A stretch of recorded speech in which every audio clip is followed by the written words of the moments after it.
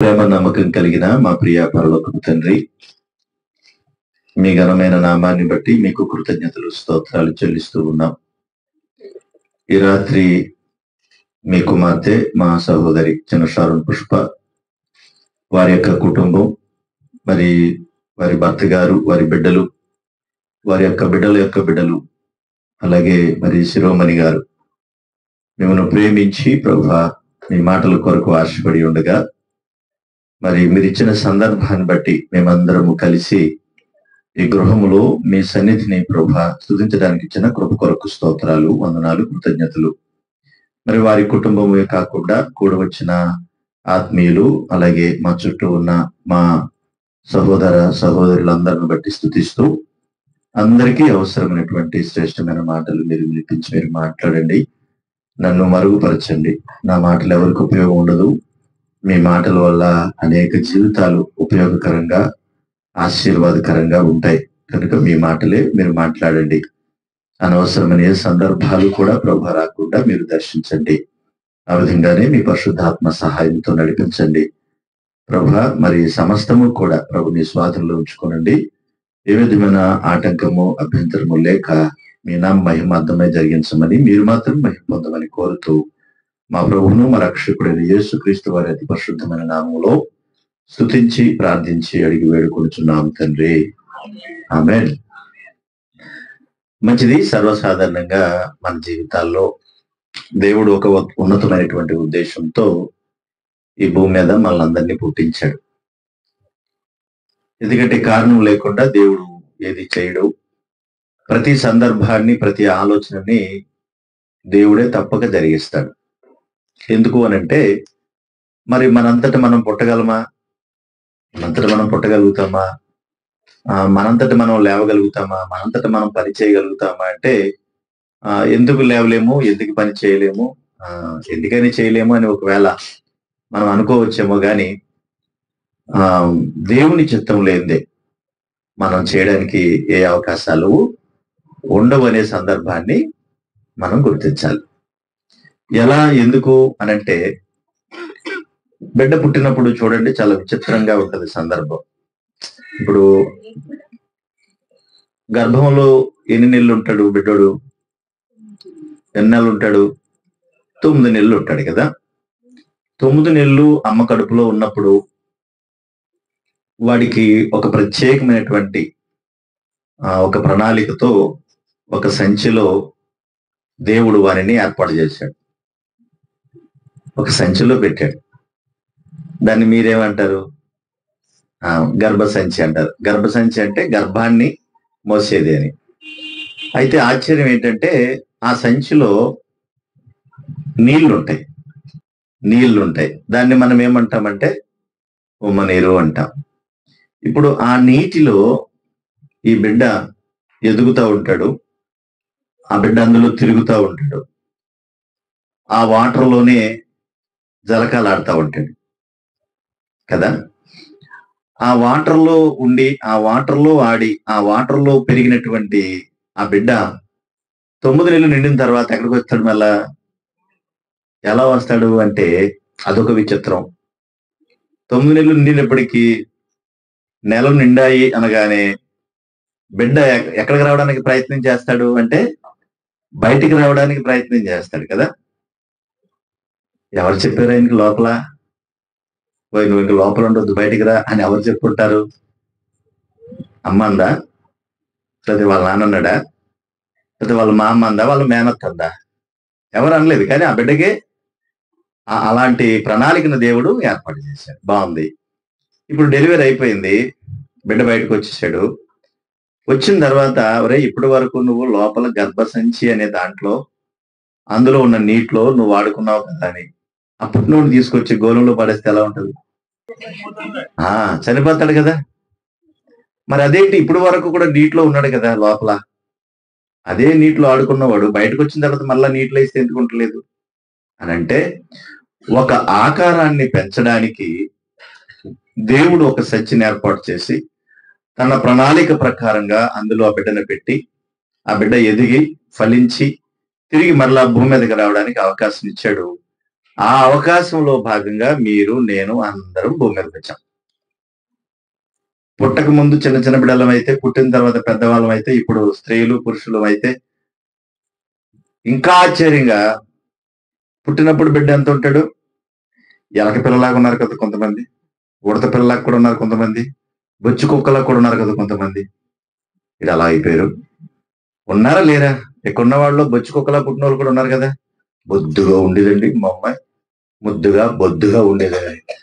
పుట్టినప్పుడు ఎలకలాగా ఇంతే ఉన్నాడండి అనేవాళ్ళు కూడా ఉన్నారు. అంటే ఏ ఆకారం అయితే మొత్తం మీద అందులో పెరిగింది. పుట్టినప్పుడు ఆ చిన్న ఆకారంతో నిర్మాణం ప్రారంభమైనటువంటి ఆ బిడ్డ తర్వాత ఎదుగుతూ ఫలిస్తూ తన దశలను మార్చుకుంటూ వయసును బట్టి ఎదుగుతూ పెద్దవాళ్ళు అవుతూ ఉన్నారు కదా. ఇప్పుడు పుట్టినప్పుడు చిన్న బిడ్డ శిశువు, ఎదిగిన తర్వాత కౌమారం, ఆ తర్వాత బాలుడు లేదంటే బాలిక, ఆ తర్వాత యవ్వన కాలం అంటే వయసు వచ్చిన పిల్లలు, ఆ తర్వాత నడి వయస్సు. నడి వయసు అంటే ఇంచుమించు 30-40 ఈ సంవత్సరాలు నడి వయస్సు అంటారు. ఇది దాటిన తర్వాత వచ్చేది వృద్ధాప్యం అంటే ముసలితనం. చిన్నప్పుడు నిగనిగలాడుతూ ఉంటాం, కొంచెం ఎదిగిన తర్వాత మాదిరిగా ఉంటాం. ఇక వయసు అంటే యవ్వన కాలం అంటాం కదా. ఇంకేమనాలి, యూత్ అంటాం కదా. ఎలా చెప్తే బాగా అర్థం అవుద్దేమో. యవ్వనం అంటే యూత్ అనమాట, అంతే కదయ్యా. యూత్ అంటాం కదా. యూత్ కి వచ్చేటప్పటికి అసలు మొగాలు మంచి నిగనిగలాడుతూ ఉంటాయి, బొగ్గలేమో బూరుల్లా ఉంటాయి, నాకులాగా చాలా చక్కగా అందంగా ఉంటాం, మేకప్లు ఎక్కువ వేసుకుంటూ ఉంటాం, ఒక రేంజ్ లో ఉంటాం యూత్ అనేటప్పటికి. యూత్ వయసు దాటి కొంచెం నడి వయసు వచ్చేటప్పటికి మేకప్ తగ్గిద్ది, మన ముడతలు కూడా ప్రారంభం అవుతాయి. ఇక ముసలి వయసు వచ్చేటప్పటికి ఇంకా అంతే సంగతులు. మన మధ్యలో కొంతమంది ముసలి వయసు వచ్చిన వాళ్ళు ఉన్నారు కదా పెద్దలు. ఈ విషయాలు ఎందుకు చెప్పానంటే, భూమి మీద దేవుడిచ్చినటువంటి జీవితం తల్లి గర్భముల నుంచి ప్రారంభమైంది. ప్రారంభమైన తర్వాత అది దశలు మార్చుకుంటూ వచ్చింది. ముసలి వయసు వచ్చేదాకా దేవుడు ఉంచాడు. ఆ తర్వాత కాలం నిండిన తర్వాత ఆటోమేటిక్ గా మళ్ళీ ఈ భూమిని విడిచిపెట్టి వెళ్ళిపోతున్నాం. ఇదే కదా మనిషి కాలచక్రం. ఇంతకు మించి ఏమైనా ఉందా? ఇక్కడికి వచ్చిన తర్వాత మనము కులమనో, మతం అనుకునో, ప్రాంతం అనుకునో, ఏవో వర్గాలు అనుకునో, ఉన్నవాళ్లనో, లేనోళ్ళనో, గొప్పోళ్ళనో, చిన్నోళ్ళనో, పెద్దోళ్ళనో, సాదోళ్ళనో, భేదోళ్ళనో, ఉన్నవాళ్ళనో, ఏదో మొత్తం మీద అన్నిట్లో ఉన్న అందరూ మనుషులు, మానవులు ఒక సందర్భాన్ని బట్టి ఒక రకంగా బ్రతకడానికి అవకాశం కలిగింది. బ్రతుకు తీరగానే ఆటోమేటిక్ గా వయసు వెళ్ళిపోగానే ఏదో ఒక కారణం చేత, అంటే అది రోగం చేతో లేదా ఇంకో చేతో మొత్తం మీద ఈ భూమిని విడిచిపెట్టి ఏమైపోతున్నాం? ఏమవుతున్నాం? వెళ్ళిపోతున్నాం. అంతే కదా. అంటే దేవుని యొక్క మహాకృపలో ఒక ఉన్నతమైనటువంటి జీవితము మనకి ఇవ్వబడింది. దేవుడు కుక్కల్ని పట్టించుకోడు, పిల్లుల్ని పట్టించుకోడు, ఎలకల్ని పట్టించుకోడు, కానీ ఎవరిని పట్టించుకుంటాడు? రొయ్యల్ని పట్టించుకోడు, చేపలను పట్టించుకుంటాడా? ఇవన్నీ మనం తినడానికి మాత్రం ఉపయోగపడతాయి కదా. ఇంకెంతకన్నా ఉపయోగం ఉందా? కానీ ఎవరికి ఇవన్నీ దేవుడు ఇచ్చాడంటే మనకే ఇచ్చాడు. మనల్నే పట్టించుకుంటాడు ఆయన. ఎరా అసలు నన్ను పట్టించుకోవారా నువ్వా? అమ్మ నువ్వు అసలు నన్ను పట్టించుకుంటున్నావమ్మా అంటాం కదా, మన పిల్లలు అంటారు కదా మనతో. అలాగా మనల్ని పట్టించుకునేవాడు దేవుడు. ఎందుకు నువ్వు పట్టించుకుంటున్నావు మమ్మల్ని, ఏ కారణం చేత పట్టించుకుంటున్నావు అని ఒకవేళ దేవుడిని అడిగితే, మీరందరూ నా పిల్లలు గనక నేను పట్టించుకుంటున్నాను. మీరందరూ ఎవరంట? నా పిల్లలు గనక నేను పట్టించుకుంటున్నాను. పక్క వాళ్ళ అమ్మాయి చీవుడు ముక్కేసుకుని ఓ కారిపోతుంది, నీ కూతురికి కూడా అలాగే మొత్తం చీవుడు కారిపోతుంది. ఫస్ట్ ఎవడు ముక్కు తుడుతావు? నీ బిడ్డన తర్వాత తుడిచిన తర్వాత నీ బిడ్డకి మాత్రం నీ చెంగెట్టి మొత్తం పైనుంచి కిందాక బాగా శుభ్రంగా ముక్కు ఊడిపోయేలా కడిగేస్తావు. పక్కడికి మాత్రం ఆడుగొడ్డే తీసి ఆడికే కడుగుతావు. అది అంత తేడా వచ్చేసింది. ఎక్కడదా బాధ తేడా అంటే, నీ బిడ్డ అనేటప్పటికి ఒక లెక్క, పక్క వాళ్ళని అడిగి మరొక లెక్క. ఇది మనం ఆలోచిస్తాం. కానీ భూమి మీద ఉన్న సమస్త మానవ జాతి కూడా ఎవరి బిడ్డలంటే దేవుని బిడ్డలు. ఈ బిడ్డలు, ఈ మానవ జాతి దేవుడు ఇష్టానుసారంగా కోరుకున్నాడు. ఎంత బాగా ఆయన కోరుకున్నాడంటే, వీళ్ళందరూ నా పిల్లలు, వీళ్ళకి ఒక జీవితాన్ని నేను ఇచ్చాను, ఈ జీవితాన్ని ఇచ్చి వీళ్ళు భూమి మీద చక్కగా బ్రతకాలని నేను కోరుకున్నాను, కనుక కోరుకున్న రీతిగా వీళ్ళు ఎదిగి ఫలించాలని నా ఉద్దేశము అని ఆయన తన ఉద్దేశాన్ని వెల్లడి చేశాడు. మనంతట మనమే భూమి మీద పుట్టలేదు, మనంతట మనమే భూమి మీద బ్రతకటం లేదు. దేవుడు ఇస్తేనే ఇదంతా కూడా జరుగుతుందనే సంగతిని మనకి జ్ఞాపకం చేయడానికి పరిశుద్ధ గ్రంథము అనేటువంటి ఈ గ్రంథాన్ని మన చేతులు పెట్టి కొన్ని విషయాలు మనకి తెలియజేశాడు. అందులో భాగంగానే చూడండి ఒకసారి ఎపిసి పత్రిక మనం చదువుకున్నాం కదా వాక్య భాగంలో. ఎపిసి పత్రిక 1వ అధ్యాయము చూడండి, 1వ అధ్యాయము 4, 6 వచ్చిన భాగాల్లో నేను చదువుతున్నాను. ఒకసారి మీరు చూడండి, మీరు వినండి. ఎంత చక్కగా దేవుడు మన కోసం ఈ మాట రాయించాడు. ఎట్లనగా తన ప్రియుని యందు తాను ఉచితముగా మనకు అనుగ్రహించిన తన కృపామహిమకు కీర్తి కలుగునట్లు తన చిత్త ప్రకారమైన దయా సంకల్పము చొప్పున యేసుక్రీస్తు ద్వారా తనకు పిల్లలుగా స్వీకరించుటకై మనలను ముందుగా తన కోసము నిర్ణయించుకుని మనము తన ఎదుట పరిశుద్ధులమును నిర్దోషములై ఉండవలెనని జగత్తు పునాది వేయబడక మునిపే ప్రేమ చేత ఆయన క్రీస్తులో మనలను ఏం చేశాడంటే ఆయన ఏర్పరచుకున్నాడు. అంటే ఏంటి? భూమి మీద నువ్వు ఎందుకు మమ్మల్ని అందరినీ నువ్వు పుట్టించావు అనంటే, మీరందరూ కూడా నిర్దోషులుగా పరిశుద్ధులుగా మీరు బ్రతికి మీరు గొప్పవారుగా జీవించి తిరిగి మరలా నా దగ్గరికి రావాలని ఆయన ఉద్దేశం. ఇప్పుడు ఎలాగా మనం ఆలోచించాలంటే, దేవుని యొక్క ఉద్దేశాన్ని నెరవేర్చడానికే భూమి మీద మనల్ని పుట్టించాడు దేవుడు. మనకు ఒక చక్కటి జీవితాన్ని ప్రసాదించాడు. ఈ జీవితంలో ఈ ఆలోచనలో ఏ విధంగా దేవుని నామాన్ని ఘనపరచాలనే ఆలోచన పక్కన పెడితే, సర్వసాధారణంగా ఒక కుటుంబం బ్రతకడానికి ఏమేమి అవసరం అవుతాయి? వస్త్రాలు కావాలి. అంటే ఒక ఫ్యామిలీ బ్రతకడానికి, ఒక ఫ్యామిలీకి అవసరమైనవి ఏమిటి అని అంటే, ఇల్లు కావాలి, వస్త్రాలు కావాలి, ఆహారం కావాలి, అన్నీ చెప్పాం. అంతేకాదు మనకు కావలసినటువంటి వసతులు కూడా మనము సమకూర్చుకుంటాం. ఇవన్నీ సమకూర్చుకుంటాం కదా. ఇవన్నీ సమకూర్చుకున్నది ఎవరి కోసం అంటే మరలా మన కోసమే కదా. మరి మనమే లేకపోతే అవన్నీ ఎవరి కోసం?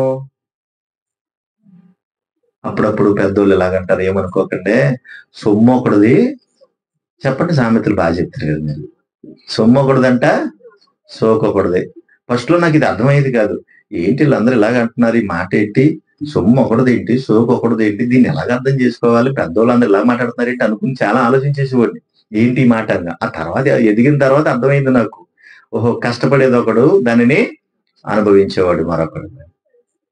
అంటే మనం ఎంత ప్రయత్నం చేసినా, ఏది చేసినా, మనం సంపాదించినా, మనం ఉంటేనే దాని విలువ, మనం ఉంటేనే దాని వాల్యూ. ఒకవేళ మనమే లేకపోతే దాని విలువే లేదు. Okay, right. మనము దేవుని యొక్క ఉద్దేశాల్లో, దేవుని యొక్క ప్రేమలో ఈ గొప్ప జీవితాన్ని, ఒక మంచి కుటుంబాన్ని ఎలాగ మీరు కలగజేశారు అంటే, ఒక కుటుంబానికి ఏం కావాలంటే చాలా చెప్పాం మనందరం కదా. ఈ కుటుంబంలో ఇవే లేనప్పుడు కుటుంబానికి విలువ లేదు. ఒకవేళ కుటుంబం అంతా ఉండి ఇవేమీ లేకపోతే ఏం లేదు. ఎన్ని సంవత్సరాలు ఇల్లు వచ్చాడో, కనీసం ఇల్లు కూడా లేదు అంటాం. ఎన్ని సంపాదించాడో, కనీసం ఏమీ ఇవ్వలేదు, ఓ గొలుసు కూడా ఇవ్వలేదు అంటాం. అంటే మనుషుల యొక్క ఆశలన్నీ ఇక్కడ ఉన్నటువంటి వాటి మీద ఎక్కువ ఉంది. ఎన్ని సంవత్సరాలు వెళ్ళేవరా దుబాయ్ అంటే, ఒక 20 సంవత్సరాలు 30 సంవత్సరాలు అక్కడే ఉన్నాను, మరి ఏమి సంపాదించావరా? వెంటనే అడిగే మాట ఏంటంటే అదే అడుగుతారు. అంటే ఏది కోరుకున్నా వస్తువులు, హోదాలు, ఆస్తులు, అంతస్తులు, గృహాలు, పొలాలు, ఇల్లు, వాకులు, ఇవన్నీ కూడా అడుగుతా ఉంటాం. మరి మనమే లేకపోతే వాటన్నిటికీ ఉపయోగమే లేదు. పైగా వాటిని అన్నింటిని ఎంత బాగా చూసుకుంటాం అంటే, మనము అట్లా ఎంత బాగా చూసుకుంటాం? ఒక బెంచ్ బిల్డింగ్ కట్టే మనకి ఎంత బాగా చూసుకుంటాం? అసలు సోదరి మనలైతే, అక్కలైతే ఇంక 24 గంటలు దాన్ని ఏం చేస్తా ఉంటారు? తుడుస్తాను ఉంటారు. బూజు కనపడితే చాలు. పైగా మన 4 అద్దాలు ఇట్టుకుని మరీ తుడుతారు. అట్లని తుడురా, ఇంకా అస్తమానం ఆ పని మీద ఉంటారు. మనం ఒక ఇల్లు కట్టుకున్నామంటే ఇంటి చుట్టూరు తిరుగుతా ఉంటాం, దాన్ని శుభ్రం చేసుకుంటా ఉంటాం. ఎక్కడ ఏ బూజు పెట్టినా, ఏ పురుగు వచ్చినా దాన్ని చంపేస్తా ఉంటాం. ఎవరైనా గమ్ముని ఒకవేళ ఇంటికి వచ్చినా కానీ బాడికాలతో వచ్చినాక ఏం చేస్తాం? బురదకాలతో ఏం చేస్తాం? నా బావే, నా బంగారం, ఎంత మంచి కాలు, నీ పాదం, అబ్బో బంగారం పాదం, ఆ పాదం ఇంట్లో పెడితే నా ధనం అయిపోద్ది రా బాబా అంటామండి. ఒకవేళ బంగారం పాదానికి కూడా మట్టెట్టుకుంటే ఏం చేస్తాం? మళ్ళా చచ్చినట్టు కడిగి అప్పుడు కానీ ఇంట్లోకి మనము రాను. అంటే మనము దేనికి ఎక్కువ ఇంపార్టెన్స్ ఇస్తామంటే, కంటికి కనిపించేటువంటి వాటి అన్నిటి మీద కూడా ఎక్కువ శ్రద్ధ పెడతాం. కొంతమంది ముఖాన్ని బాగా పట్టించుకుంటారు కానీ కాళ్ళు పట్టించుకోరు. అసలు సరిగ్గా కడగను కూడా కడగరు కాళ్ళని. ఎందుకంటే అది పెద్ద ఇంపార్టెంట్ ఏమి కాదు. మరి ఏది ముఖం? ముఖమే బాగా ఇంపార్టెంట్. అది దీనికే పౌడర్ రాస్తారు, కాలు రాస్తారా? దీనికే పౌడర్ రాస్తారు, దీన్నే శుభ్రం చేస్తారు. అంటే వాళ్ళ ఉద్దేశంలో ముఖం ఇంపార్టెంట్ కానీ కాలు పెద్ద ఇంపార్టెంట్ కాదు. కానీ ఈ ముఖం ఎక్కడికన్నా వెళ్ళాలంటే ఏమి రావాలి? చెప్పరే కదా. ఈ ముఖాన్ని ఎక్కడ తీసుకెళ్ళాలని ఎవరు తీసుకెళ్ళాలి? ముఖం ఒకటి వెళ్ళిపోద్దా? ముఖం ఒకటి వెళ్తుంది కదా. అంటే మనం ఏది ఇంపార్టెంటో ఏదో కూడా తెలియకుండా ఒక రకంగా చెప్పాలంటే ముఖ్యమైనదంటూ ఏది అని మనకు తెలియకుండానే ఈ భూమి మీద మనం బ్రతికేస్తున్నాం. అసలు ఏది ముఖ్యమైనదో తెలియకుండా బతికేస్తున్నాం. ఇల్లు శుభ్రం చేసుకుంటాం, ఒంటి శుభ్రం చేసుకుంటాం, వస్తువులను శుభ్రం చేసుకుంటాం, కావాల్సిన అన్నిటి మీద మనం శ్రద్ధ పెడతా ఉంటాం. పొద్దున్నే సాయంత్రం వరకు కొంతమంది అయితే అసలు 24 గంటలు తురుస్తూనే ఉంటారు. ఎన్ని చీపులు అరిగిపోతాయో తెలీదు. ఈ చీపులు అరిగిపోతూ ఉంటుంది, ఆ మేడ కూడా అరిగిపోతూ ఉంటుంది. అంటే అంత శ్రద్ధ దాని మీద పెడతారు. కానీ దేవుడు అంటున్నాడు, చూడండి అక్కడ నేను మళ్ళీ చదువుతాను. మనలో ఎందుకు నువ్వు పుట్టించావు, మాకెందుకు ఈ జీవితాన్ని ఇచ్చావు, ఆ ఉమ్మ నీటిలో ఉన్నప్పుడు కూడా చనిపోకుండా మమ్మల్ని కాపాడావు, దేనికోసము దేవా నువ్వు అనంటే ఆయన అంటున్నాడు. చూడండి అక్కడ 6వ వచనంలో నేను చదువుతున్నాను. మనము తన ఎదుట పరిశుద్ధులుగా నిర్దోషులుగా ఉండవలెనని అన్నాడు. అంటే మనం ఎలా బ్రతకాలని ఆయన కోరుకుంటున్నాడంటే పరిశుద్ధులుగా ఉండాలని. మనకు పరిశుభ్రం మీద ఎక్కువ శ్రద్ధ ఉంది కానీ పరిశుద్ధత మీద శ్రద్ధ లేదు. ఎందుకంటే అసలు ఏంటో కూడా మనకి చాలా వరకు తెలీదు, నిజంగా కూడా తెలీదు. చాలా మంది ఫోన్ వాడుతూ ఉంటారు కదా. ఫోన్ వాళ్ళని ఎవరున్నారంటే ఇంత బొడ్డోడు కూడా ఫోనే వాడతాడు కదా.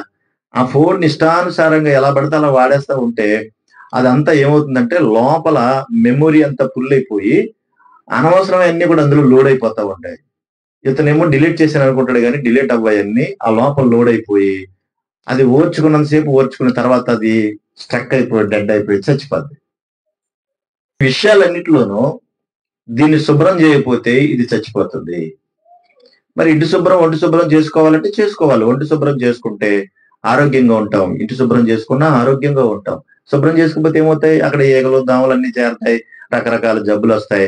ఆఖరికి ఆ జబ్బులతో మన అందరం ఏమైపోతుంటే ఒకరి తర్వాత ఒకరు చచ్చిపోతాం. ఈ రోజు చూడండి చాలా మందికి చిన్న చిన్న పిల్లలకు కూడా క్యాన్సర్ వ్యాధి వస్తుంది. తెలుసా మీకు? తెలీదా? మా పక్కన ఎవరికి రాలేదండి, వచ్చే బాగుని అంటారా? చిన్న చిన్న పిల్లలకు కూడా క్యాన్సర్ వ్యాధి వస్తుంది. ఎందుకో తెలుసా? బాగా కూల్ డ్రింక్స్ థమ్స్అప్లు తాగటం, ఓకేనా, తర్వాత కూల్ డ్రింక్స్ బాగా ఇష్టానుసారంగా తాగడం. ఇందులోకి ఈ నల్లకాయ తాగిన వాళ్ళకి తొందరగా వస్తుంది. నేను చూస్తూ ఉండే ఎవరైనా తాగితే నేను ఇంక చచ్చిపోతాను అనమాట. బొమ్మి దండం పెడతాను, తాగరా తాగొద్దురా బాబు అని కాలు పెట్టుకోవాలనిపిస్తుంది అనమాట తాగొద్దని.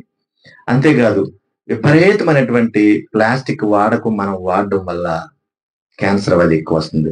చూడండి, టీలు కూడా తెచ్చుకుని ప్లాస్టిక్ గ్లాస్ లో తాగుతూ ఉంటాం, మంచినీళ్ళు తాగుతూ ఉంటాం, ఫ్రిడ్జ్ లో పెట్టినవి కూడా ప్లాస్టిక్ తెచ్చుకుంటూ ఉంటాం, వండుకునే వాటిని కూడా ప్లాస్టిక్ తెచ్చుకుంటూ ఉంటాం, ఏదైనా హోటల్కి వెళ్ళినా కూడా ప్లాస్టిక్ వాడుతూ ఉంటాం. ఇవన్నీ కూడా ఏమవుతుందంటే కెమికల్ అంతా తయారయ్యి నెమ్మదిగా అది ఒక రోజున లోపల పుండులా తయారవుతుంది. అదే క్యాన్సర్ వ్యాధిలా తయారవుతుంది.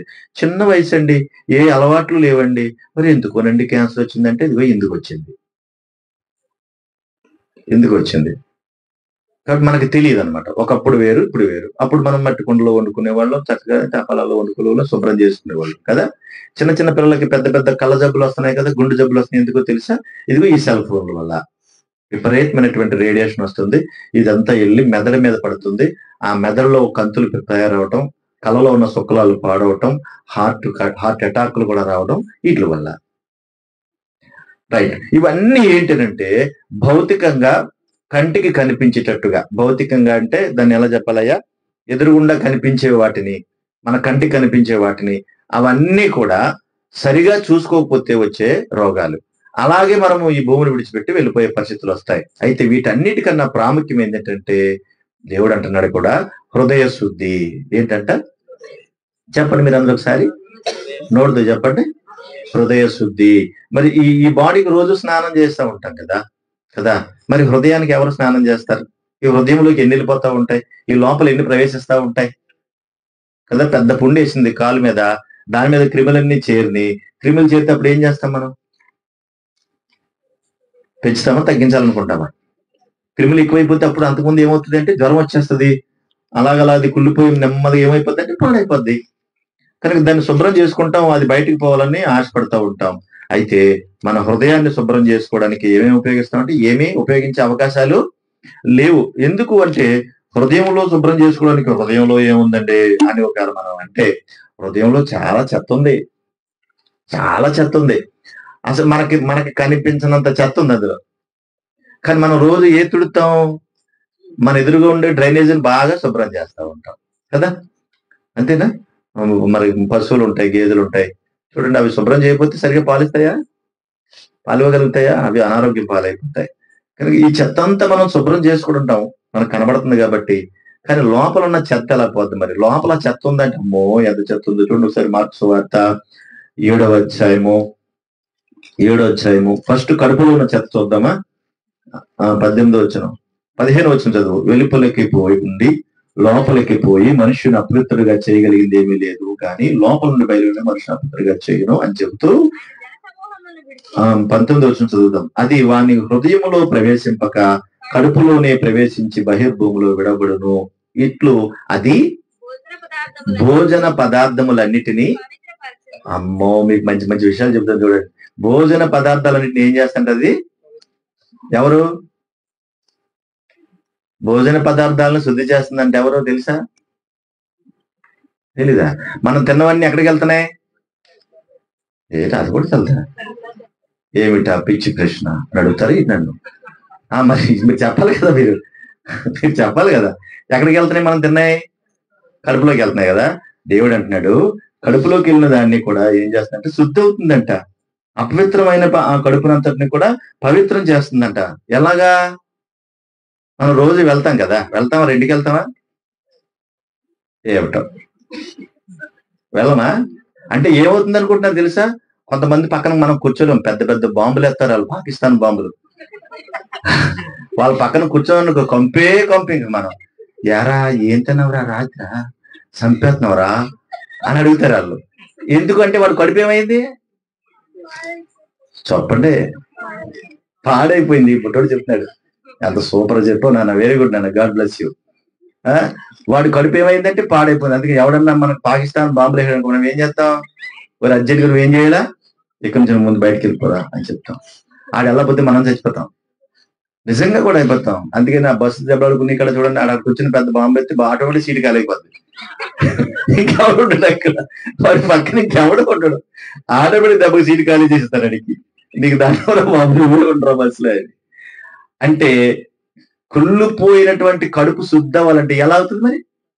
అయితే పైకన్నా వెళ్ళాలి, అయితే కింద నుంచి రావాలి. వాస్తవం మన కళ్ళెదురుగుండా జరిగేది. వాంతి రూపంలో అన్నా బయటికి పోవాలి, లేదంటే మోషన్ రూపంలో బయటికి వెళ్ళిపోవాలి. అలా వెళ్ళటం వల్ల ఏం జరుగుతుందో తెలుసా?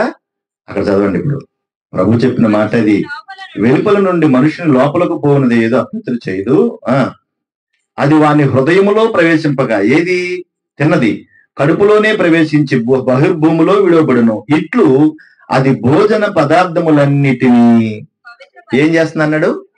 పవిత్రపరచును. అంటే భోజన పదార్థాలు ఏదైతే వేస్టేజ్ ఉందో, పనికిరాని చెత్త ఉందో, మనం తిన్నట్లో ఎలాంటి చెత్త అంతా ఉందో, ఆ చెత్త అంతా మోషన్ ద్వారా ఎక్కడికి వెళ్ళిపోతుందంటే బయటికి వెళ్ళిపోతున్నా. అమ్మ వాంతి అయిపోగానే చూడండి, అమ్మాయ వాంతి అయ్యాక ప్రాణం కుదిరిపడిందండి బాబా అంటాం. అది ఉన్నంత వరకు మనకు అనీజీగా ఉంటుంది, అసలు ఉండలేం మనం. అర్థమైందా? కొంతమందికి ఒకేసారి జాడించి కొట్టేస్తా ఉంటాయి వాళ్ళకి. వెళ్ళలేరా, పర్లేదు వెళ్ళని.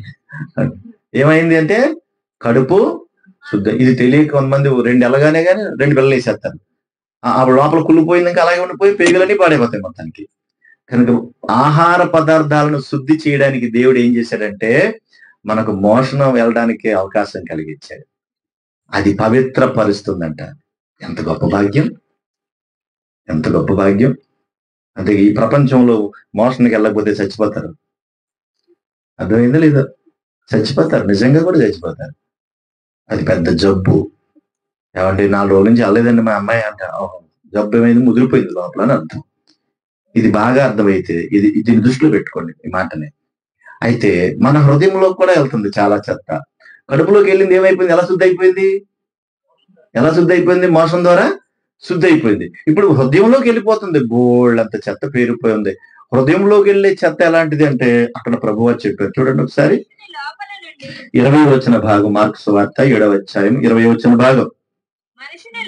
మనుషుని లోపల నుండి బయలు వెళ్ళినది. మనిషి లోపల నుండి బయలు వెళ్ళినది మనిషిని అపవిత్రపరచును. లోపల నుండి అంటే అనగా మనుషుల హృదయముల నుండి దురాలోచనలు, జారత్వములు, దొంగతనములు, నరహత్యలు, వ్యభిచారములు, లోభములు, చెడుతనములు, కృత్రిమములు, కామ వికారం, మత్సరం, దేవదూషణ, అహంభావం, అవివేహం ఇవన్నీ ఎక్కడి నుంచి వస్తున్నాయి అనుకుంటున్నారు? మనం కంటి ద్వారా ఎన్ని పాపాలు చేస్తాం, కంటి ద్వారా ఎన్ని పాపాలు చేస్తున్నాం, కాళ్ళతో ఎన్ని పాపాలు చేస్తున్నాం, చేతులతో ఎన్ని పాపాలు చేస్తున్నాం, ఇవన్నీ గూడు కట్టుకుని హృదయం ద్వారా ఎన్ని పాపాలు చేస్తున్నాము. చేయట్లేదండి చెప్పండి. గట్టిగా మనం అనుకుంటే మాట్లాడుకుంటే ఈ రోజున చిన్న చిన్న పిల్లలను కూడా పాడు చేసేస్తున్నారు కదా. మనని వైజాగ్ లో 3 సంవత్సరాల అమ్మాయిని పెళ్లికని వచ్చాడు, పాడు చేసేసాడు, అంతే పేక పిసికి చంపేశాడు. 3 సంవత్సరాల అమ్మాయి.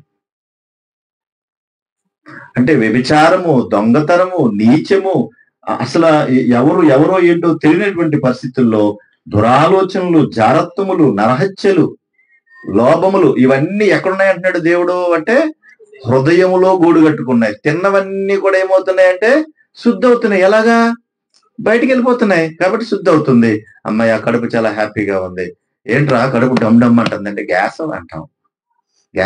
మరి గ్యాస్ కావాలంటే మళ్ళీ గ్యాస్ బిల్ వేసుకుంటాం. ఎంతకన్నా దాన్ని శుద్ధి చేసుకోవడానికి ప్రయత్నం చేస్తున్నాం. కానీ హృదయానికి కూడా గ్యాస్ పట్టింది, హృదయానికి కూడా జబ్బు చేసింది, హృదయంలో కూడా ఉండకూడనివన్నీ చాలా ఉన్నాయి. కనుక వీటిని అన్నిటినీ కూడా దేవుడు అంటున్నాడు ముందవి బయటికి పోవాలా. ఎందుకు పోవాలా అంటే ఆయన ఏమన్నాడు?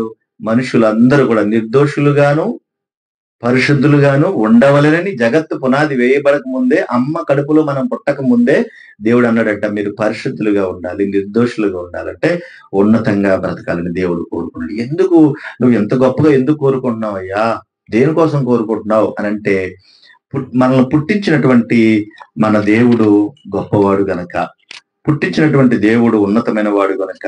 చూడండి బైబిల్లో ఇలా రాయబడింది. పేతురు రాసిన మొదటి పత్రిక 1వ అధ్యాయం 14 వచన భాగాన్ని చూడండి. 14 వచన భాగం, నేను పరిశుద్ధుడనై ఉన్నాను గనుక మీరును పరిశుద్ధులై ఉండుడని రాయబడి ఉన్నది అన్నాడు. నేను పరిశుద్ధుడును అంటే నాలో ఏ పాపమో లేదు. కాబట్టి మీరు కూడా ఎలా ఉండాలంటున్నాడు. మరి ఇది తప్ప చెప్పండి. ఇప్పుడు మన పిల్లలు మనల్ని బాగా చూడాలనుకుంటామా వద్దనుకుంటామా? పుట్టినటువంటి బిడ్డలు మనల్ని బాగా చూడాలి, మంచిగా చూడాలని మనం ఎలా కోరుకుంటామో అలాగే వాళ్ళు మంచిగా ఉండాలని ఎలా కోరుకుంటాం కదండి. వాళ్ళు పుట్టగానే వాళ్ళకి అసలు మంచి మంచి డ్రెస్సులు వేస్తాం, రకరకాల జళ్ళు వేస్తాం, వాళ్ళని మంచిగా చూడాలని అనుకుంటాం, వాళ్ళు బాగా చదువుకోవాలనుకుంటాం, వాళ్ళు మంచి ప్రయోజకులు అవ్వాలనుకుంటాం. అవునా కదా చెప్పండి. కాబట్టి దేవుడు కూడా అంటున్నాడు నేను పరిశుద్ధులను గనక మీరు కూడా ఎలా ఉండాలంటే మీరు కూడా అలా పరిశుద్ధులుగా ఉండాలి, మీరు కూడా అంత బాగుండాలి, ఏ పాపము లేని వారిగా, ఏ కల్మషం లేని వారిగా మీరు బ్రతకాలి అనేటువంటి ఉద్దేశాన్ని దేవుడు కలిగి ఉన్నాడు. కనుకనే ఆయన అంటున్నాడు కదా నేను పరిశుద్ధుడై ఉన్నాను కనుక మీరు కూడా పరిశుద్ధులై ఉండుడి అన్నాడు. కాబట్టి మిమ్మల్ని పిలిచిన వాడు పరిశుద్ధుడై ఉన్న ప్రకారము మీరును సమస్త ప్రవక్తల యందు పరిశుద్ధులై ఉండుడి అన్నాడు. మరి ఈ జీవితంలో మనం పుట్టిన నాటి నుండి వెళ్ళిపోయే వరకు అనేక దశలు మనకు వచ్చినాయి కదా. ముసలి వయసు వచ్చిన తర్వాత ఏమంటాం? ఎరా ముసలోడు ఇంకెంతకాలం బతుకుతారో, చచ్చిపోవచ్చు కదా అంటాం కదా. అంటలేదండి మనం ఖచ్చితంగా అంటాం. ఇంకెందుకు ఎవరి కోసం బతకాలి. వాళ్ళు కూడా అంటారు పాపం అటు తిరగలేక ఓపిక లేక ఇంకెందుకు నేను బతకడం, వయసు ముదిరిపోయింది, ఇంకెన్నాళ్ళు బతకాలి, చచ్చిపోతే బాగుండండి వాళ్ళు అంటారు. కానీ దేవుడు అంటున్నాడు వయసు పెరిగిందనో చిన్న వయసులోనో పెద్ద వయసులోనో నువ్వు చనిపోవాలనుకుంటున్నావు రైటే, కానీ నువ్వు చనిపోక ముందే పరిశుద్ధుడిగా బ్రతకాలి. అది ఆయన కోరుకునేది, పరిశుద్ధుడిగా బ్రతకాలి. ఎందుకు అని అంటే నువ్వు పరిశుద్ధత లేకపోతే, దైవికమైనటువంటి ఆలోచన లేకపోతే, పాపంతోనే ఒకవేళ నువ్వు చనిపోతే నా దగ్గరకు వచ్చే అవకాశాలు ఉండవు. నువ్వు పాపంతో చనిపోతే నా దగ్గరకు వచ్చే అవకాశాలు ఉండవు. నువ్వు పరిశుద్ధత కలిగి ఉంటే తిరిగి మరలా నా దగ్గరికి రాగలుగుతావు. ఒకవేళ పాపంతోనే వెళ్ళిపోతే నా దగ్గరికి తిరిగి మరలా నువ్వు వచ్చే అవకాశమే ఉండదు అంటాడు. అందుకే దేవుడు కోరుకుంటూ అని అంటున్నాడు కదా నేను పరిశుద్ధుణ్ణి అని ఆయన చెప్పాడంటే ఆయన అన్నటువంటి ఉద్దేశాలు అనేకములు. ఒక ఆయన బైబిల్లో ఒక ఆయన సౌలు అనేటువంటి ఒక ఆయన ఉంటాడు. ఆయన దేవునికి విరుద్ధమైనటువంటి చాలా పనులు చేశాడు. దేవుడు అంటే కోపం, విపరీతమైనటువంటి కోపం. ఎందుకంటే మా దేవుడే గొప్పవాడు, మీ దేవుడు ఏంటి మధ్యలో అని చెప్పి యోధా జాతిని నమ్ముకున్నటువంటి ఆయన, యెహోవా అనేటువంటి ఆయన నమ్ముకున్నటువంటి ఆయన నాకు ఇష్టం లేదని చెప్పి చాలా కోపంతో ఏం చేశాడు అని అంటే, యేసుక్రీస్తుని ఇష్టం లేక చాలా మందిని కొట్టి హింసించాడు, బాధ పెట్టాడు. పరిశుద్ధ గ్రంథములో మచ్చుకు 2 మాటలు చెప్తానంతే, మనకి సమయం సరిపోదు గనక, ముగించుకునే సమయం అయింది గనక. అపొస్తలుల కార్యములు చూడండి ఒకసారి. ఆయన ఎలాంటోడో చెప్తాను మీకు, ఆయన ఎలాంటోడు అనే విషయం. అపొస్తలుల కార్యములు 8వ అధ్యాయము మరి 3వ వచన భాగంలో ఇలా ఉంది, నేను చదువుతున్నాను చూడండి. సౌలైతే ఇంటింట జొచ్చి పురుషులను స్త్రీలను ఈడ్చుకుని పోయి చెరసాలలో వేయించి సంఘమును పాడు చేయుచుండెను అన్నాడు. వీరికి ఎంత కోపం వచ్చేసిందంటే, అసలు నా దేవుని యొక్క గొప్పతనం మంచిది, నా దేవుని యొక్క గొప్పతనం ఉన్నతమైనది, అసలు నీ దేవుడు అంటూ ఎవడో లేడని చెప్పి దేవుని మీద, ప్రభు మీద అతనికి కోపం వచ్చింది. ఆ తర్వాత 9వ అధ్యాయంలో మళ్ళా మనం చూస్తే అతడు శిష్యులను బెదిరించుట, హత్య చేయుట అనేటువంటి వాటికి వెళ్ళిపోయాడట. అంటే మరి అది దేవుని దృష్టిలో పాపమే కదా. హత్య చేయడం పాపం, బెదిరించడం పాపం, దుర్మార్గమైన క్రియలు చేయటం కూడా పాపము. ఇలాంటి పరిస్థితిలో ఉన్నటువంటి ఈయన అప్పటి వరకు తనకున్న ఆచారాలు, తనకున్న సంప్రదాయాలు, తనకున్న గొప్పవనుకుని తను అనుకునేవాడు. ఎప్పుడైతే అలా అలా అనుకుని నేను గొప్పవాడిని అనుకున్నాడు, కానీ మన యొక్క గొప్పతనం ఎంత ఉంది, మన యొక్క ప్రేమ ఎంత ఉంది, మనలో పరిశుద్ధత ఎంత ఉందంటే మరి ఎవరు చెప్తారు? అది మనల్ని ఎవరు పుట్టించారు? దేవుడే కదా పుట్టించాడు. ఇప్పుడు మన ఇంట్లో ఉన్న వస్తువులు కరెక్ట్గా ఉన్నాయో లేదో మనం చూసుకుంటాము, ఫ్రూట్స్ అన్ని కూడా బాగున్నాయో లేదో మనం చూసుకుంటాము. అవేమి బాగోతే ఏం చేస్తాము? బయట పారవేసేస్తాం కదా, పాడైపోతే పడేసేస్తాం కదా బయట. కనుక దేవుడు కూడా మనల్ని చూస్తున్నప్పుడు మరి మన పరిశుద్ధులుగా ఎలా బ్రతకాలి, ఎలా తెలుస్తుంది నాకంటే, దేవుడు అన్నాడు కదా, ఇదిగో లేఖనాలను మన చేతికి ఇచ్చాడు, పరిశుద్ధ గ్రంథాన్ని మన చేతికి ఇచ్చాడు. మనం చేసేది పాపమా, మనం చేసేది పుణ్యమా, మనం చేసేది మంచా, మనం చేసేది చెడా, నాలో పాపముందా, పరిశుద్ధత ఉందా, నాలో దేవునికి ఇష్టమైన క్రియలు ఉన్నాయా, లేదా దేవునికి వ్యతిరేకమైన క్రియలు ఉన్నాయా, ఇవన్నీ కూడా దేవుడు పరిశుద్ధ గ్రంథంలో రాయించాడు. ఇప్పుడు మీరు ఆలోచించండి, ఈ భూమి మీద ఒక వ్యభిచారులుగా బ్రతకూడదు. శరీరం ఉన్నంతసేపు ఆ శరీర వ్యామోహంలో పడతాం, ఆ తర్వాత శరీరం నాశనం అయిపోద్ది. కనీసం మంచిని చోలు కూడా ఉండరు. ప్రభు అన్నాడు, నిన్ను వల్లే నీ పొరుగు వానిని ప్రేమించమని. ఏంటో తెలుసా? శాశ్వత కాలం ఉండేది, దేవుని దగ్గరికి నడిపించేది ఆ ప్రేమ. అందుకే నరహత్యలు చేసేవాళ్ళు పరలోక రాజ్యానికి వెళ్ళరు, అది భయంకరమైన పాపం. అందుకే దేవుడు పాపాన్ని ఇష్టపడడు, గాని పాపములో నుండి పరిశుద్ధతలోకి రావాలంటే నువ్వు ఎలా రావాలో నేను నేర్పిస్తానంటాడు, నువ్వు ఎలా బ్రతకాలో నేను నేర్పిస్తానంటాడు ఆయన. అందుకని దేవుని యొక్క మాట మన లోపలికి వస్తే అది మనల్ని పరిశుద్ధత చేస్తుంది, పరిశుద్ధులుగా మారుస్తుంది. దేవుని యొక్క మాట, ప్రభు యొక్క దర్శనం అతను కలిగింది. నాయన ఏం చేస్తున్నావు నువ్వు, ఎందుకు హింసిస్తున్నావు, ఎందుకు చంపుతున్నావు, ఎందుకు ఇవన్నీ చేస్తున్నావు, నువ్వు చేస్తున్న పని ఏంటో నీకేమైనా తెలుస్తుందా అని ప్రభు మాట్లాడాడు. ఆయనతో మాట్లాడితే ఆయన జీవితం మారిపోయింది. మారిపోయిన తర్వాత ఆయన అంటున్నాడు, అయ్యో నేను ఎన్ని తప్పులు చేశాను అని ఆయన మాట్లాడుతున్నట్టు. ఒకసారి గలతీ పత్రిక 1వ అధ్యాయం 13వ వచనం చూడండి, ఎంత బాగా మాట్లాడుతున్నాడు ఆయన. పూర్వమందు యూదా మతస్థుడనై ఉన్నప్పుడు అంట. పూర్వమంది అంటే ఎప్పుడు అనుకున్నారు ఈ జీవితం? పూర్వం అంటే ఎప్పుడు అనుకుంటున్నారు? దేవుడు అంటే ఎవరో ఆయనకి తెలియదు, ప్రభు అంటే ఏంటో తెలియదు, వాక్యం అంటే ఏంటో తెలియదు. తనకు తెలిసిందల్లా ఒక్కటే, నా మతం మంచిది, నా మతం మంచిది, నా మతం, నా దేవుడు, నా గురువుడు గొప్పవాడు, మిగతాన్ని కూడా చెడ్డలు అనేటువంటి ఆలోచన అతనిలో ఉంది.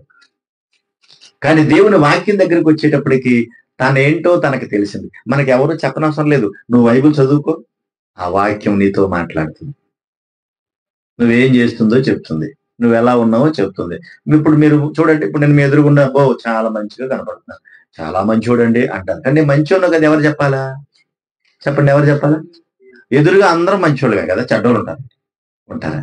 ఎదురుగుండా అందరూ మంచోళ్ళమే, మంచి డ్రెస్ వేసుకుంటాం, ఏంటిది ఇలా కొట్టుకుంటారు కదా ఒంటికి. ఇవన్నీ కొట్టుకున్నా ఎంత చేసినా నీ దగ్గరకు వచ్చినప్పుడు బాడీ స్ప్రే కంపు నాకు తెలిసి నువ్వు బాడీ స్ప్రే కొట్టుకున్నావని నాకు అర్థమవుద్ది. కానీ నీ లోపల నీ కడుపు కుళ్ళిపోయిన కంపు నీకు ఎలా వచ్చిందో, నీ హృదయం కుళ్ళిపోయిన కంపు నీ దేవునికి కనిపిస్తుంది. ఈ కంపు పక్కోడు కనబట్లా. ఎంత చిత్రం కదా. ఎరా ఏ సెంటు కొట్టుకున్నావు, దుబాయ్దా సింగపూర్దా, ఈ సెంటు వాసన బట్టి నువ్వు చెప్పావు, కానీ నీ లోపల కుళ్ళిపోయిన హృదయంలో ఉన్న నీ కంపు, నీ సువాసన రావటంలా కుళ్ళు వాసన వస్తుంది. ఆ వాసన ఎవరికి తెలుస్తుందంటే దేవుడికి తెలుస్తుంది. చూసారు, అది ఎవరం కనిపెట్టలేం, మనం ఎవరం కనిపెట్టలేం. ఈ రోజున భార్య భర్తలు ఇద్దరు కొట్టుకు చచ్చిపోతున్నారు, కొట్టేసుకుంటున్నారు, దెబ్బడేసుకున్నారు. చూడండి, సమాధానం ఉందా? అసలు సమాధానం ఉందా? నాకు తెలిసిన ఒక ఫ్యామిలీ ఉంది, తప్పుగా అనుకోకండి. భార్య ఏమో వేరే ఎవరితో వెళ్ళిపోతా ఉంటుంది, భర్త ఏమో ఇంకొకరితో వెళ్ళిపోతా ఉంటాడు, పిల్లలు అటు ఇటు తిరుగుతూ ఉంటారు. ఆ ఫ్యామిలీని చూసి చాలా బాధేస్తుంది. అంటే విచ్చలవిడితనం అయిపోయింది. ఏంటంటే వాళ్ళిద్దరికి సమాధానం లేదు. వాళ్ళ ఇష్టానుసారంగా వాళ్ళు బ్రతుకుతూ ఉన్నారు. వాళ్ళ ఇష్టానుసారంగా వాళ్ళు జీవిస్తా ఉన్నారు. అసలు ఎంత భయంకరమైన పాపమో కదా! కనుక అందరం పరిశుద్ధులమే ఎదురుగా, అందరం మంచోళ్ళమే, నాతో సహా అందరం మంచోళ్ళమే ఎదురుగా. కానీ మనం ఎంత మంచోళ్ళమో, ఎంత చెడ్డోళ్ళమో, మన హృదయపు యొక్క కంపు ఎవరికి కనిపిస్తుందంటే దేవునికి కనిపిస్తుంది. కనుక దేవుడు మన హృదయంలో ఉన్నటువంటి వాటిని శుద్ధి చేయగల సమర్థుడు. Praise the Lord. ఆయన రక్షించగల సమర్థుడు, పాపం నుండి విముక్తి చేయగల సమర్థుడు. మనుషులందరము మన డాక్టర్ దగ్గరికి వెళ్ళినా మనం ఏమంటాం?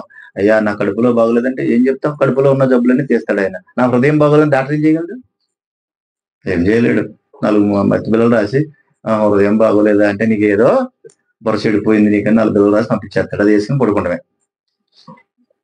హృదయంలో ఉన్న జబ్బు భూమి మీద ఉన్న మనుషులు ఎవరో దిగిలేరు. కనుక ఈయన హృదయాన్ని, ఈ సౌలు అనేటువంటి పౌలు అనేటువంటి హృదయాన్ని దేవుడు చూశాడు. అతనికి అర్థమైంది, పూర్వమందు నేను ఎలా అంటున్నంటే, ఇదిగో నేను హింసించాను, నా పితరుల పారంపర్యాచారమందు విశేష ఆసక్తి కలిగిన వాడిని, నేను మామూలును కాదు, నేను దుర్మార్గుని. అయితే నిజంగా నన్ను దేవుడు కాపాడాడు అని చెప్తున్నాడు. దేవుడు నన్ను రక్షించాడని చెప్తున్నాడు. అంతేకాదు మరొక మాట కూడా జ్ఞాపకం చేస్తాను. చూడండి ఒకసారి తిమోతికి రాసిన మొదటి పత్రిక 1వ అధ్యాయం 12వ వచనం జ్ఞాపకం చేస్తున్నాడు. పూర్వం అంటే నా స్థితి అని చెబుతూ, నేను దోషకుణ్ణి, నేను ఎలా అంటుండంటే భయంకరమైన దోషకుణ్ణి, ఎవడన్నా కనబడితే అన్ని తోలు తీసేవాడిని. ఎలా తెలిసింది మరి దీనికి? అప్పటి వరకు ఆ పనే చేసేవాడు. కానీ ఎలా తెలిసింది దీనికి అంటే, దేవుడు చెప్తే అర్థమైంది.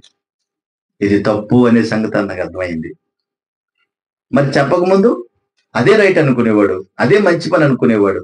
కానీ దేవుడు చెప్పాక అర్థమైంది ఇది తప్పు అని. తర్వాత హింసకుడును అంటే అనేకులను హింసించేవాడు, భయంకరంగా కొట్టేవాడు, తిట్టేవాడు, హానికరుడుగా ఉండేవాడు. ఇలాంటి స్థితిలో నేనున్నాను. తెలియక అవిశ్వాసము వలన ఏం చేశాడంట? చేసి తిని గనుక కనికరింప పడ్డాను. ఎందుకు నువ్వు అలా చేసావంటే అని అంటున్నాడు, తెలియక చేశాను అని. మరి ఇప్పుడు నీకు ఎలా తెలిసింది అంటే, దేవుని యొక్క మాట నా హృదయంలోనికి ప్రవేశించింది, కడుపులోకి ప్రవేశించింది, బహిర్భూమిలోకి పోతుంది, శుద్ధి అవుతుంది. కానీ హృదయంలోకి ప్రవేశించింది పోవాలంటే దేవుని మాట లోపలికి ప్రవేశించాలి. అప్పుడు ఆయన అంటున్నాడు, చూడండి, ఇదిగో పాపులను రక్షించుటకు క్రీస్తు యేసు లోకమునకు వచ్చిన వాక్యము నమ్మదగినది, పూర్ణాంగీకారమునకు యోగ్యమైనది ఉన్నది, అట్టి వారిలో నేను ప్రధానుడను అన్నాడు. చూసారా? ఎందుకు ప్రభు నీ భూమి మీదకి వచ్చావు అని అంటే, అని అనే మాట, లోకములో ఉన్న వాటన్నిటిలోనూ కూడా, తింటున్న వాటిలో, ఉంటున్న వాటిలో, పరిశుభ్రత విషయంలో ప్రత్యేకించి అన్ని విషయాల్లో ముందున్నటువంటి మానవ జాతి, దేవుని ప్రియమైనటువంటి బిడ్డలుగా ఉన్న మానవ జాతి హృదయ శుద్ధి లేక పాడైపోతున్నారు. కనుక వారి హృదయ శుద్ధిని కలిగించడానికి, పరిశుద్ధతను కలిగించడానికి ఈ భూమి మీదకి వచ్చారని యేసుక్రీస్తు వారు చెప్పారు. అందుకే ఆయన చెప్పిన మాట మొట్టమొదటి ప్రసంగంలోనే, హృదయ శుద్ధి గలవారు ధన్యులు, వారు దేవుని చూచెదరు అని చెప్పారు. హృదయ శుద్ధి గలవారు ధన్యులు. మనం ఎన్ని ప్రార్థనలు చేయండి, ఎన్ని ఉపవాసాలు ఉన్నాయండి, మన నోరు సరిగా లేనప్పుడు దేవుడు నీకు ఎలా మాట్లాడతాడు? దేవుడు నీకు ఎలాంటి ఆశీర్వాదాలు ఇస్తాడు? ప్రభు నమ్ముకున్నామని, ప్రభులో ఉన్నామని, ఉపవాసాలు చేస్తున్నామని, పరిశుద్ధ గ్రంథాన్ని పట్టుకుని తిరుగుతున్నామని, మనం ఎంతలా చేసినా కూడా మన హృదయం శుద్ధిగా లేకపోతే మరి దేవుడు మనకు ఆశీర్వాదం ఇస్తాడు? దీవెనలు ఇస్తాడా? పేరుకే ఉంటావు, కానీ లోపల ప్రభు అయితే ఉండడు. కనుక అది దేవునికి విరుద్ధమైనది, వేషధారితనం అన్నాడు. కనుక పాపులను రక్షించడానికి క్రీస్తు యేసు లోకానికి వచ్చాడు. అట్టి వారిలో నేను ప్రధానుడను. కాబట్టి ప్రధానమైనటువంటి పాపిని అన్నాడు. చూడండి, ఆ ప్రధాన పాపిని నా యందు కనుపరిచినట్లు నేను కనికరింపబడ్డానన్నాడు. కనుక యేసు క్రీస్తు ప్రభు వారి భూమి మీదకి రావడానికి కారణం ఏంటి అంటే, పరిశుద్ధతను పోగొట్టుకున్నటువంటి మానవ జాతి అంటే మనందరికీ పరిశుద్ధతను ఇవ్వడానికి వచ్చాడు ఆయన. ప్రభుని నమ్ముకుంటే మీరు ఇల్లు కట్టుకుంటారు, మేడ కట్టుకుంటారు, పెళ్లి చేసుకుంటారు, మంచి పిల్లల్ని కంటారు, ఇవి కాదు, ఇవన్నీ కామన్ గా ఉంటాయి. కానీ వీటికన్నా ప్రాముఖ్యమైనది ఏంటంటే హృదయ పరిశుద్ధత. అది చాలా ఇంపార్టెంట్. కనుక అది లేనప్పుడు మిగతా వాటికి విలువ లేదు. ఆస్తులు అంతస్తులు ఉన్నాయి, అందరూ ఉన్నారు, కానీ హృదయంలో మనశ్శాంతి లేదు. ఇప్పుడు ఏం చేయాలో చెప్పండి? ఉందా? మంచిదంటే మాట్లాడే మనుషులు లేరు, శాంతి సమాధానం లేదు కుటుంబంలో. దానివల్ల ఏమైనా ఉపయోగం ఉందా? ఉంటది? ఏమైనా ఉపయోగం ఉంటుందా? సెపరేట్ మంచి బిర్యానీ వండుకున్నాం, అన్ని ముందెట్టుకున్నాం, ఎవరికి సమాధానం లేదు. ఇప్పుడు ఎలా ఉంటుంది ఉపయోగం? ఒక ఇంట్లోనంట ఇద్దరు కలిసి వంట చేసుకున్నారు, మొత్తం మీద అన్ని పెట్టుకున్నారట. ఇద్దరికి ఏదో చిన్న గొడవ దెబ్బడొచ్చిందంట. దెబ్బలాడొచ్చి వాళ్ళ ఆయనకేమో సడన్ గా టీ తాగాలనిపించిందంట. టీ అంటే బాగా ఇష్టం కదమ్మా అందరికీ. వీడు ఇలా చూసాడంట, గోడ టీ కావాలి అంటాడంట. ఎవరిని? గోడని. గోడకి చూసి టీ కావాలి. ఈవిడ ఈ గోడకి చూసి చెప్తుందట, ఏం కదా తాగా. ఈ గోడకి చూసి చెప్తుందంట. ఎందుకు వీళ్ళిద్దరికి సమాధానం లేదు. ఈ పక్క గోడతో ఈవి చెప్తుంది. ఎవరితో మాట్లాడుతున్నారు వీళ్ళు? అసలు సమాధానమే లేదు. చూసారు, ఈరోజు కుటుంబాలు విచ్చలవిడితనంతో చెయ్యకూడని పనులన్నీ చేసి కుటుంబాలు పోతున్నాయి. మానవత విలువలు చచ్చిపోయి, కుటుంబ విలువలు కూడా చచ్చిపోయి, సమాధానం లేదు. పేరుకే భార్యాభర్తలుగా బతుకుతున్నారు, పేరుకే తల్లిదండ్రులుగా ఉంటున్నారు, పేరుకే పిల్లలుగా ఉంటున్నారు, కానీ సమాధానం లేదు. దేవుడు అంటున్నాడు, హృదయ శుద్ధి గలవారు ధన్యులు అంటాడు. కనుక హృదయంలో బాగుంటే అన్ని బాగుంటాయి, అన్ని బాగుంటాయి. భౌతికంగా మనం ఎన్ని తయారు చేసుకున్నా ఆ పాపం అనేటువంటి అపవిత్రత, ఆ పాపం అనేటువంటి దేవునికి విరుద్ధమైన క్రియ మన లోపల ఉన్నప్పుడు మనం చేసే అన్ని కూడా వ్యర్థమైపోతాయి. అందుకని యేసుక్రీస్తు ప్రభు వారు ఈ భూమి మీదకి వచ్చిన తర్వాత మరి నేను ఎలా కాపాడుకోవాలి అని అంటే, ప్రభు చెప్పిన మాటలు 2 మాటలు చెప్పి నేను ముగించేస్తాను. చూడండి ఒకసారి తెస్సలోనికి రాసిన మొదటి పత్రిక, తెస్సలోనికి రాసిన మొదటి పత్రిక 4వ అధ్యాయము 5వ వచన భాగాన్ని ఒకసారి మనము చదువుదాం. చూడండి, 4వ అధ్యాయము 3వ వచనం చదువుదాం. 3వ వచనం, మీరు పరిశుద్ధులగుటయే అనగా మీరు జారత్వమునకు దూరముగా ఉండుటే దేవుని చిత్తము అన్నాడు. మీరు దూరంగా ఉండాలి. జారత్వం అంటే వ్యభిచారం, దొంగతనం, దేవునికి విరుద్ధమైనటువంటి క్రియ. దానికి మీరు ఏం చేయాలంటున్నాడు? దూరంగా ఉండాలి. ఎందుకంటే మీరు పరిశుద్ధులుగా బ్రతకంటే వారిని దూరంగా పెట్టాలంటున్నాడు వాటిని. అంతేకాదు అక్కడ ఇంకా చెప్తున్నాడు చూడండి, మీలో ప్రతి వాడును కామాభిలాష యందు గాక పరిశుద్ధత యందు ఘనత ఎందును తన ఘటమును ఎట్లు కాపాడుకొనవలెనో అది ఎరుగుయుండుటయే దేవుని చిత్తం. పరిశుద్ధత కలిగి ఉండాలి, గాని కామాభిలాషలందు ఉండకూడదు అంటాడు. కనుక ఇది శరీరము పాపానికి ప్రేరేపిస్తూ ఉంది, అది హృదయంలో పడుతుంది. కాబట్టి హృదయం దేవునికి విరుద్ధంగా మారిపోతుంది. కనుక హృదయంలో ఉన్న చెడును తీయడానికి దేవుని వాక్యం అనే అమూల్యమైనటువంటి రక్తం మనకు అవసరం. మన కుటుంబాన్ని కట్టుకోవడానికి కూడా అది ఉపయోగపడుతుంది, మన జీవితాన్ని బాగు చేసుకోవడానికి కూడా అది ఉపయోగపడుతుంది. 7వ వచనం కూడా చదువుదాం. పరిశుద్ధుల గుట్టకే దేవుడు మనల్ని పిలిచెను గాని అపవిత్రులుగా ఉండుటకు పిలవలేదు అన్నాడు. అంటే ఎందుకు పిలిచాడంటే మనల్ని పరిశుద్ధులుగా ఉండడానికే పిలిచాడంటండి. పరిశుద్ధులుగా ఉండడానికే పిలిచాడు. అంటే ఆ రోజున ఉమ్మ నీటిలో పడి మనం చనిపోకుండా అమ్మ గర్భంలో ఉమ్మ నీటిలో ఉన్నప్పుడు ఎందుకు కాపాడాడు మనల్ని అంటే, మనం పరిశుద్ధులుగా బ్రతకాలని. పుట్టగానే మనం చూసేది ఏంటంటే ఆడపిల్ల అయితే అబ్బాయ ఫస్ట్ చూస్తాం, వెంటనే అంటున్నాం ఎవరి పోలిక కదా, మామ పోలిక, అత్త పోలిక, మేనత్త పోలిక అంటాం. కానీ వాళ్ళందరి పోలికల కన్నా ఫస్ట్ ఎవరి పోలిక అంటే దేవుని పోలిక. బైబిల్ అంటుంది, మీరు నా పోలికలో నా స్వరూపంలో అన్నాడు. అంటే ఆయన పోలిక. కానీ విచిత్రం తెలుసా, ఆయన పోలికలో ఉంచిన మన గర్భాన పుట్టినటువంటి పిల్లలకు మన ఆకారాలలో ఉన్నటువంటి సూచనలు కొన్ని ఇస్తాడు. అప్పుడప్పుడు చూడండి, తల్లి పిల్లల నుంచి ఒకలాగే ఉంటారు కదా. వాళ్ళ లైన్గా నుంచి పెట్టమంటే అమ్మమ్మ దగ్గర నుంచి మామల దగ్గర అందరిని చూస్తే ఒకేలా కనబడతారు. మరి ఏంటంటే దేవుడు ఆ పోలికను అలాగా ఇచ్చాడు. ఇవన్నీ చూసి మనం మురిసిపోతామని కాదు, ఇవన్నీ చూసి నీ పోలికలో ఈ తరాల నుంచావా దేవా, నీకు స్తోత్రాలనైనా అన్నాను. అదే ఈ కృతజ్ఞత కోరిక. నీకు స్తోత్రాలనైనా ఈ పోలికలో ఉంచావా? ఎంత గొప్ప దేవుడు నాయన, ఎంత మంచివాడు తండ్రి. కనుక ఈ తరాలలో ఉన్న మా అమ్మ కడుపంతా కులిపోయి పాడైపోయింది, అలాగే చచ్చిపోయింది. ప్రభువా, నా కడుపు ఎలా ఉన్నా నా హృదయం చాలా ముఖ్యమైంది, ఇది గుర్తుపెట్టుకోవాలి. కనుక మనం భోజనం చేసినా చేయకపోయినా కడుపు నిండా హృదయంలో ఉన్న చెత్త మాత్రం ఉండకూడదు. ఇది దేవుడు కోరుకుంటున్నాడు. చూడండి, రోమీయులకు రాసిన పత్రిక 6వ అధ్యాయం. మనం పరిశుద్ధులగుటకే ఆయన కోరుకున్నాడు, పాపాత్ములుగా ఉండాలని కాదు. కాబట్టి మనం ఆయన స్తుతించాలి. ఇది ఆయన కోరుకుంటున్నాడు. చూడండి ఒకసారి 6వ అధ్యాయము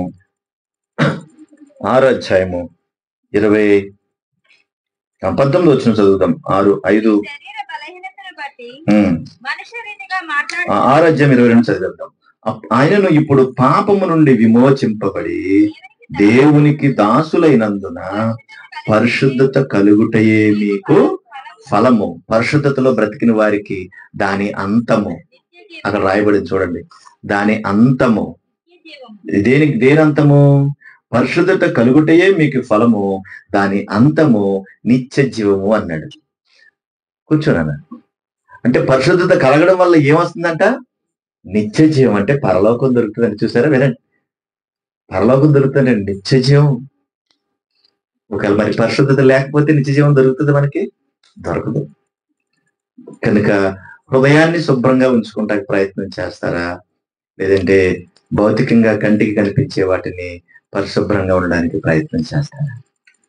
కంటికి కనిపించే వాటిని పరిశుభ్రంగా ఉంచుకోవాలి మనం ఆరోగ్యంగా బ్రతకడానికి.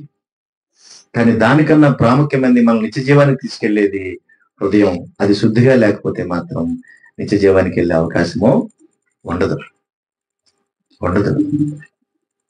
ఈ ముఖానికి మనం ఎన్ని రాసినా ఏం రాసినా ఏదో ఒక రోజు ఈ ముఖం అంతా ఏమైపోద్ది? పాడైపోద్ది. ఉంటది అది? అలాగా ఉండదు. మార్లిన్ మన్రో అనేటువంటి ప్రపంచ అందగత్తె. ఎవరావిడ? ప్రపంచ అందగత్తె. ఆమె అందాన్ని చూసి అందరూ మురిసిపోయేవారట, ఆనందపడేవారట. ఇలాంటి స్త్రీ నాకు భార్యగా ఉంటే బాగుండు అనుకున్నారట.